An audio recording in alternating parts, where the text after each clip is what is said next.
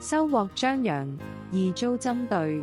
我係子琳，今晚嘅藥方係取得嘅成績同收穫，切忌大事向外炫耀張揚。年輕時稍有進步就忍不住分享喜悅，渴求身邊人讚賞認可。慢慢發現身邊不乏心胸狹窄之人，見唔得旁人順遂，暗中製造阻礙針對你。所有收穫而收埋心底，低調沉澱穩步前行，唔好隨意展露喜悅。世間嘅妒忌大多源於過度炫耀，撞好喜悅先能避開是非。兩個人相見歡喜，唔需要四處宣揚，靜靜享受便足夠。彼此低調上手先係緣分，過度張揚只會招來暗中針對。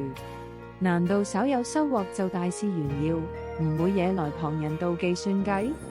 我係子琳，喜而不揚，穩步前行。點個訂閱，願你從此百毒不侵。